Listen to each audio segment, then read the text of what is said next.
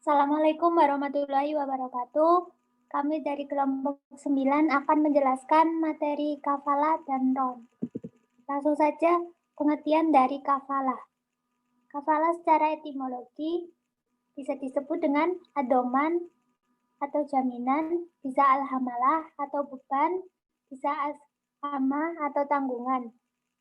Secara terminologi, kafalah oleh ulama fikih ialah menggabungkan dua tanggungan dalam permintaan dan hutang.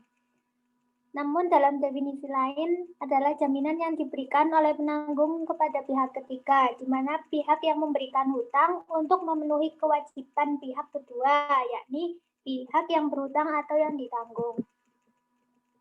Adapun dasar hukum kafalah terdapat dalam Quran Surat Yusuf ayat 72 dan Quran Surat Al-Maidah ayat 2. Di dalam Quran Surat Yusuf ayat 72, kata zaim yang artinya adalah gorim. Maksudnya dalam Surat Yusuf tersebut, yakni orang-orang yang bertanggung jawab atas pembayaran. Di dalam Quran Surat Al-Maidah ayat 2, Allah berfirman yang artinya, tolong-menolonglah kamu dalam mengerjakan kebajikan dan takwa, dan janganlah tolong-menolong dalam mengerjakan dosa dan pelanggaran. Maksud dari surat di atas tersebut yaitu memberikan jaminan kepada orang lain merupakan perwujudan dalam tolong-menolong. Lalu kemudian rukun kafalah.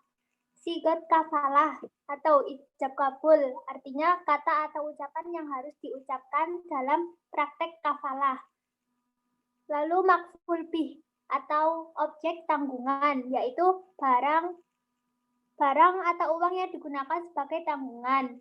Kafil atau penanggung, yaitu orang atau barang yang menjamin dalam hutang. Makful anhu atau tertanggung, yaitu pihak atau orang yang berhutang. Makfulahu, yaitu penerima atau tanggungan, artinya pihak orang yang berhutang. Kemudian secara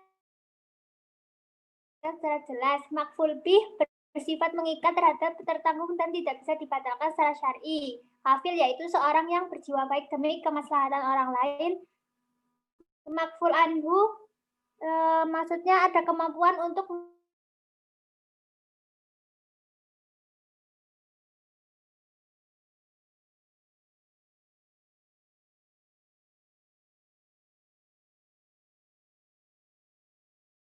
dibagi menjadi dua. Ada akad sori dan akad kinayah.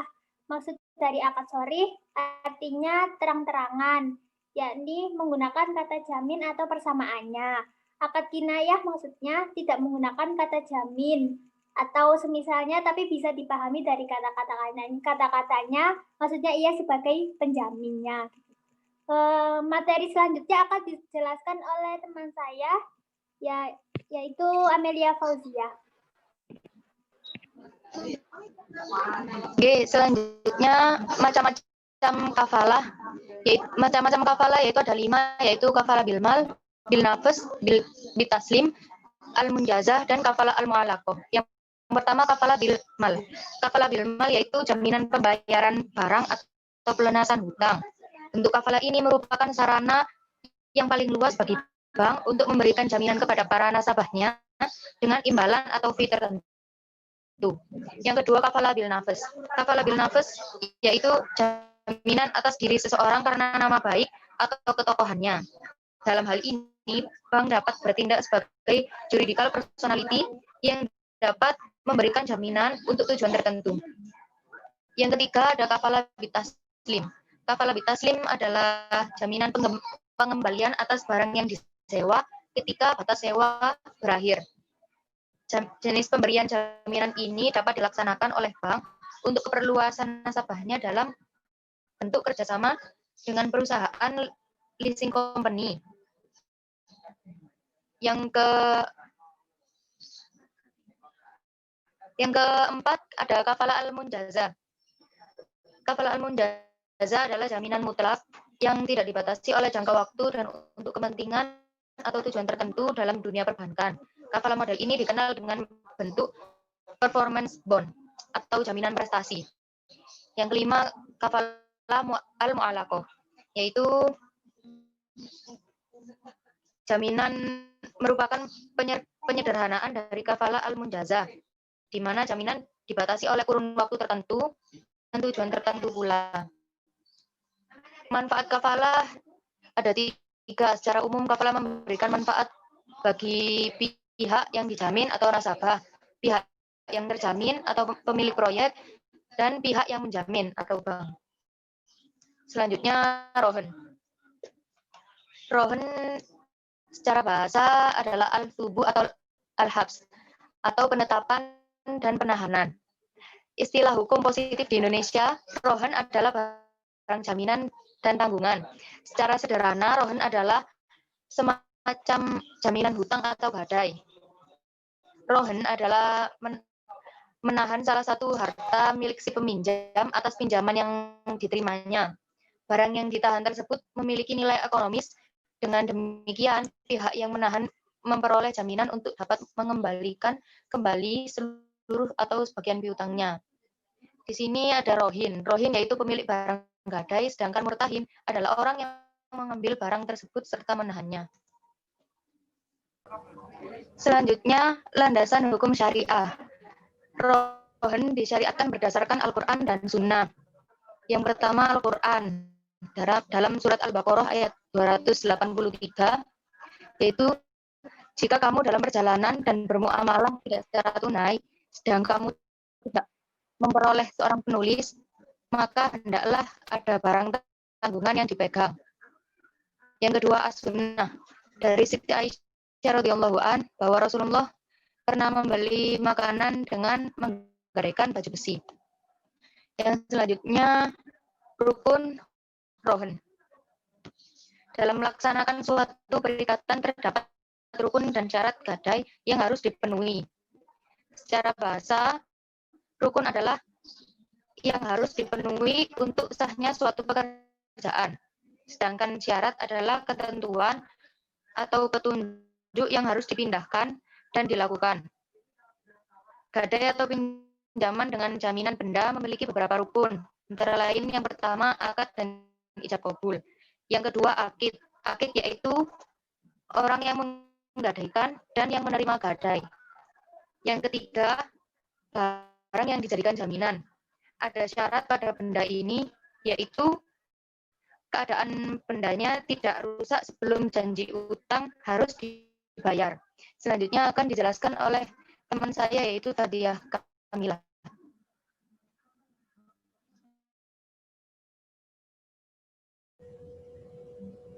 Saya akan melanjutkan presentasi ini, yaitu tentang syarat-syarat rohin. Syarat-syarat rohin ada 3, yaitu yang pertama rohin dan murtahin. Tentang pemberi dan penerima gadai, disyaratkan keduanya merupakan orang yang cakap untuk melakukan sesuatu perbuatan hukum sesuai dengan ketentuan syariat Islam, yaitu berakal dan baligh. Yang kedua yaitu sirot. Ulama Hanafiyah berpendapat bahwa sirot dalam rohin tidak boleh memakai syarat atau dikaitkan dengan sesuatu. Hal ini karena sebab rohin jual beli, jika memakai syarat tertentu, syarat tersebut batal dan rohin tetap sah. Yang ketiga yaitu marhun bih atau utang. Menyangkut adanya utang, bahwa utang tersebut disyaratkan merupakan utang yang tetap. Dengan kata lain, utang tersebut merupakan utang yang bertambah-tambah atau utang yang mempunyai bunga. Sebab seandainya utang tersebut merupakan utang yang berbunga, maka perjanjian tersebut sudah merupakan perjanjian yang mengandung unsur riba. Sedangkan perbuatan riba ini bertentangan dengan ketentuan syariat Islam. Selanjutnya adalah hal-hal yang diperhatikan saat rohin. Yang pertama, kedudukan barang gadai. Selama ada di tangan pemegang gadai, maka kedudukan barang gadai hanya merupakan suatu amanat yang dipercayakan kepadanya oleh pihak penggadai. Yang kedua yaitu pemanfaatan barang gadai. Pada dasarnya, barang gadai tidak boleh diambil manfaatnya, baik oleh pemiliknya maupun oleh penerima gadai. Hal ini disebabkan status barang tersebut hanya sebagai jaminan utang dan sebagai amanat bagi penerimanya. Apabila mendapat izin dari masing-masing pihak yang bersangkutan, maka barang tersebut boleh dimanfaatkan. Oleh karena itu, agar di dalam perjanjian gadai tersebut tercantum ketentuan jika penggadai atau penerima gadai meminta izin untuk memanfaatkan barang gadai, maka hasilnya menjadi milik bersama. Ketentuan ini dimaksudkan untuk menghindari harta benda tidak berfungsi atau mubazir.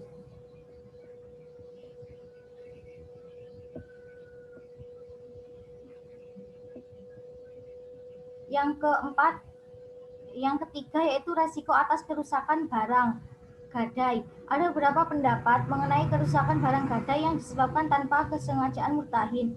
Ulama mazhab Syafi'i dan Hambali berpendapat bahwa murtahin tidak menanggung resiko sebesar harga yang minimum. Penghitungan dimulai pada saat diserahkannya barang gadai kepada murtahin sampai hari rusak atau hilang. Yang keempat yaitu pemeliharaan barang gadai. Para ulama Syafi'iyah dan Hanabilah berpendapat bahwa biaya pemeliharaan barang gadai menjadi tanggungan penggadai dengan alasan bahwa barang tersebut berasal dari penggadai dan tetap merupakan miliknya.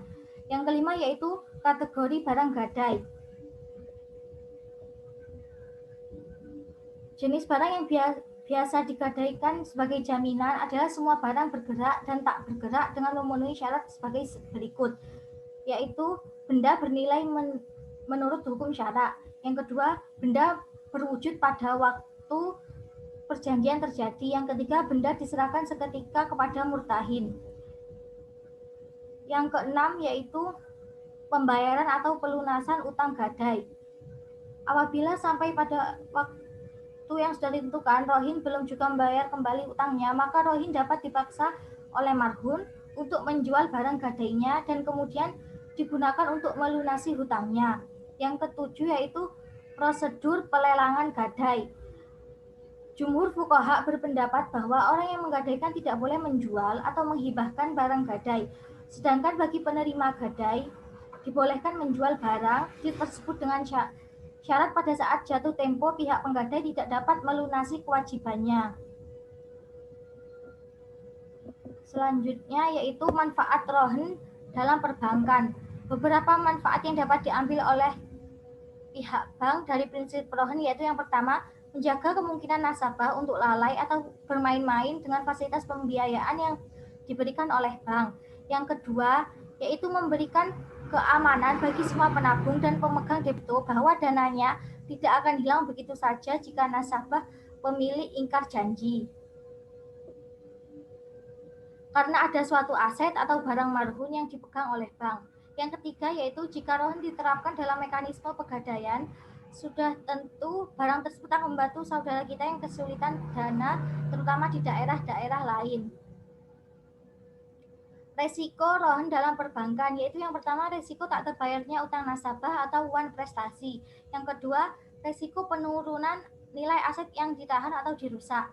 Apabila marhun hilang di bawah penguasaan murtahin, maka murtahin tidak wajib menggantinya, kecuali bila rusak atau hilangnya itu karena kelalaian atau disia-siakan murtahin. Murtahin diwajibkan memelihara sebagaimana layaknya, dan bila tidak demikian, ketika ada cacat atau kerusakan apalagi hilang menjadi tanggung jawab murtahin. Sekian presentasi dari kelompok 9. Akhiran, wassalamualaikum warahmatullahi wabarakatuh.